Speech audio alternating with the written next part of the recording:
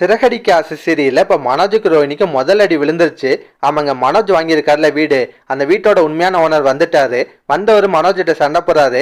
யாரு வீட்டுக்கு யாரா ஓனரு, இங்க பாரு இந்த வீட்டோட உண்மையான ஓனர் நான் தான். நீ வீடு வாங்கினல, அவன் இந்த வீட்டோட ஓனர்லாம் கிடையாது, இங்க வெறும் வாடகைக்கு தான் குடியிருந்தேன், அவன் உன்னை ஏமாத்திட்டு போயிருக்கேன்ற மாதிரி சொல்றாரு.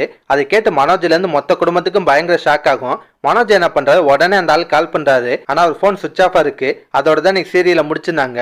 இதுக்கப்புறம் நடக்கும்னா இந்த ஹவுஸ் ஓனர் சொல்லுவாரு, என்ன போன் எடுக்கலையா, எப்படி எடுப்பேன், அவன் ஓனர் இருந்தா தானே எடுப்பேன், இங்க பாரு இது என் வீடு, உடனே உன் குடும்பம் நீ இங்க இருந்து கிளம்புறீங்க, இல்ல நான் போலீஸ் கம்ப்ளைண்ட் கொடுப்பேன் அப்படின்ற மாதிரிலாம் மிரட்டுவாரு. வேற வழி இல்லாம மனோஜ்ல இருந்து எல்லாருமே அங்கிருந்து கிளம்புவாங்க.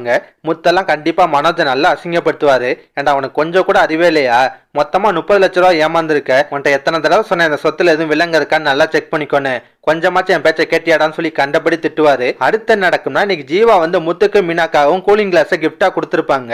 முத்து அதை கொண்டு போய் மீனாட்ட காட்டுறாரு. அப்ப யதார்த்தமா சீதா வந்து முத்து வந்து ஜீவா கூட ஒரு செல்ஃபி எடுத்திருப்பார்ல, அதை பாத்துறாங்க. ஜீவாவை பார்த்தா சீதாக்கு ஒரு விஷயம் ஸ்ட்ரைக் ஆகுது. மாமா இந்த பொண்ணு தான் கல்யாணத்தப்போ உங்க அண்ணன் கூட ரொம்ப நேரம் பேசிட்டு இருந்துச்சுன்றாங்க. இப்ப மீனாவும் சேர்ந்துட்டு ஒருவேளை இந்த பொண்ணு தான் உங்க அண்ணன் இந்த பணத்தை தூக்கிட்டு ஓடி இருக்குமோன்ற மாதிரி சந்தேகத்தை கிளப்புறாங்க. அதெல்லாம் கேட்டோன்னா முத்துக்கு லைட்டா ஷாக் ஆகுது. முத்து என்ன பண்றாரு, ஜீவாவை பிடிச்சி விசாரிப்பாரு.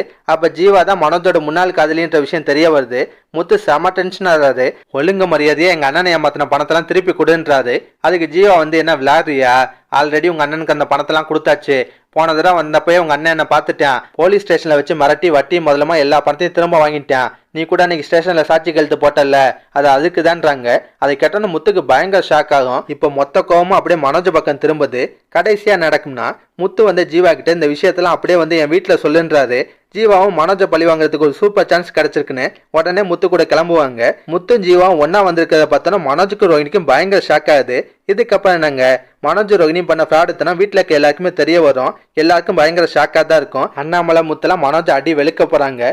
கடைசியா தாங்க மனோஜ் கடை ஆரம்பிச்சது எல்லாமே அண்ணாமலையோட காசு, ரோஹினியோட அப்பா எந்த பணமும் அனுப்பலன்ற விஷயம் வீட்டுக்கு தெரிய வரப்போகுது. அந்த விஷயம் தெரிஞ்சாலும் விஜயா பயங்கரமா டென்ஷன் ஆயிருவாங்க. ரோஹினியை பேய ஓட்ட போறாங்க. முதல் தடவை ரோஹினி ஒரு விஷயத்துல மாட்டிட்டு முழிக்க போறாங்க. இதெல்லாம் பத்தி உங்க கருத்தை நான் மறக்காம கமெண்ட்ல சொல்லுங்க. இந்த வீடியோ பிடிச்சுன்னா ஒரு லைக்கை தட்டுங்க. நம்ம சேனல் ப்ரோமோ தமிழ் ரிவ்யூஸ் இதுவரை சப்ஸ்கிரைப் பண்ணலாம், ப்ளீஸ் கை சப்ஸ்கிரைப் பண்ணிக்கோங்க. நான் உடனே சீரியல் அப்டேட் கொடுத்துட்டே இருக்கேன். Bye guys.